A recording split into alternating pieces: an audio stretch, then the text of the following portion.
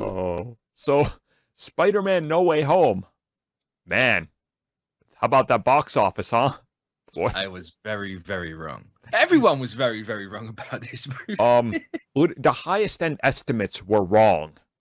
Yeah. That's the fact that Sunday they were like, "Oh yeah, we reckon it's made this much." It's like, "Oh no, it's nearly 10 million more." Like, okay, Yeah. okay.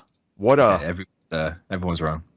This was kind of nuts to follow. Like it's over 600 million worldwide at the time we recorded. It's now 750 plus. Oh Lord. Okay, so it's only been 2 extra days since oh my God.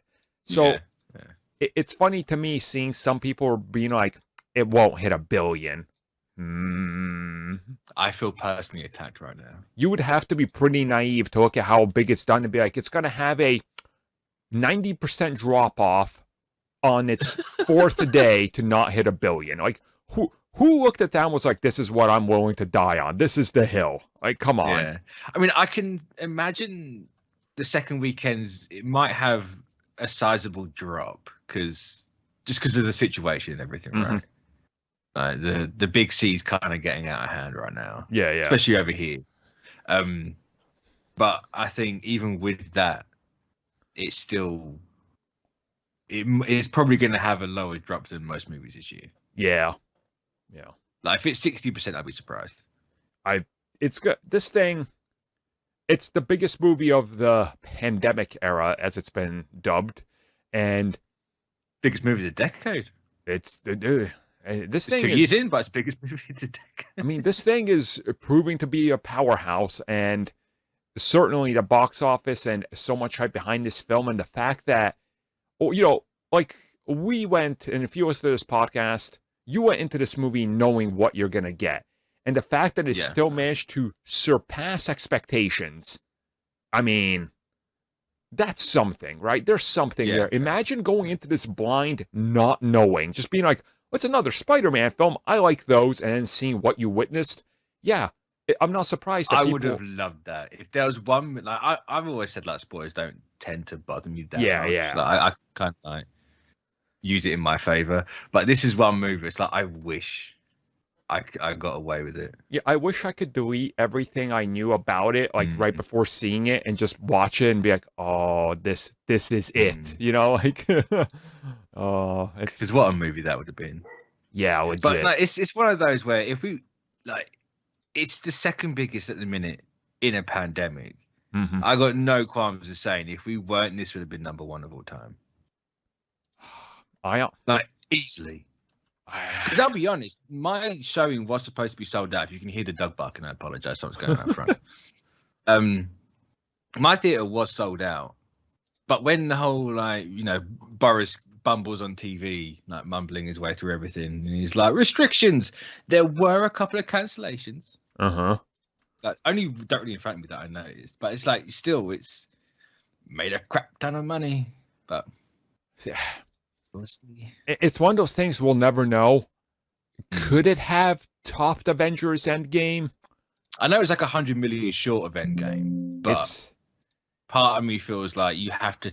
Like COVID still played a factor in this movie. Yeah. Oh, definitely. You're not going to. There's no way everyone just forgot. Like it definitely played a factor in it, but it definitely did. And it's one of those things where Endgame opened up United States 350 million, and this was 90 million less, but.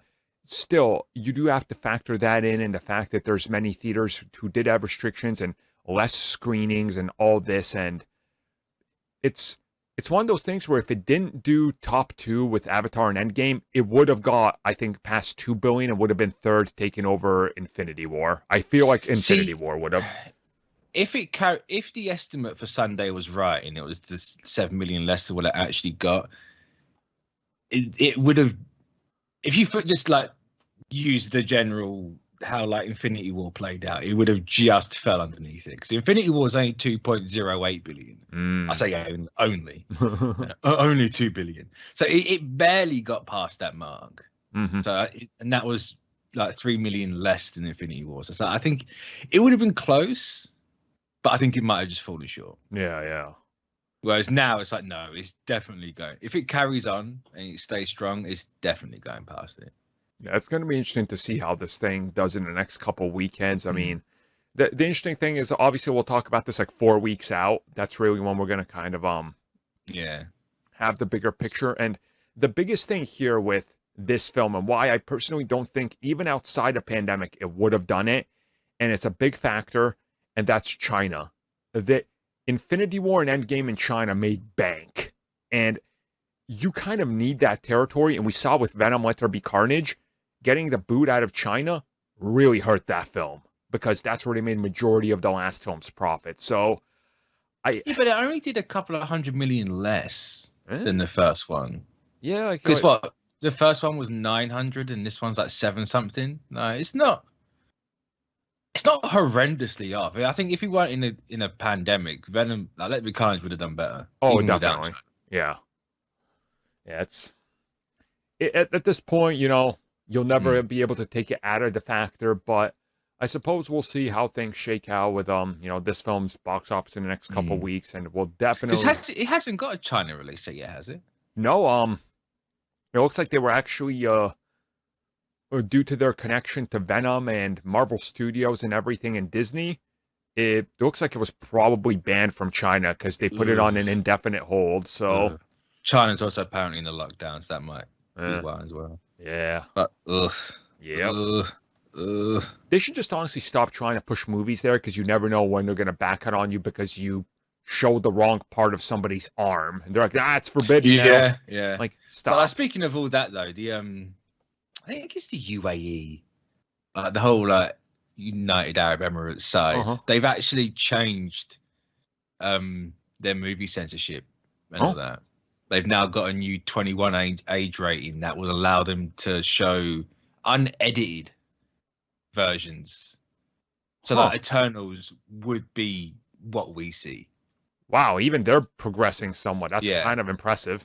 Yeah, like, it's not a huge step, but that's it's a small one in the right direction. And like, for the area of the world that's huge. That is monumental. Yeah. That's it's just like, you know, in fairness to him, like, you know, there's still some issues with that country, but they're clearly showing signs that they want to like progress forward, for lack of a better word. But yeah, I saw that, I was like, that's nuts. And then no one talked about it. I'm like, how is no one talking about this? Like, this is huge. You got to pick what you can push a certain narrative. That's how you talk about it, right? Yeah. Which is why we only talk about DC in the bad. I mean, we're not talking about all their good things. Like, I mean, that brings in the money, doesn't it? Exactly. Yeah. So that's how it is. So, yeah, we'll talk more about Spider-Man soon, everybody. Rest assured.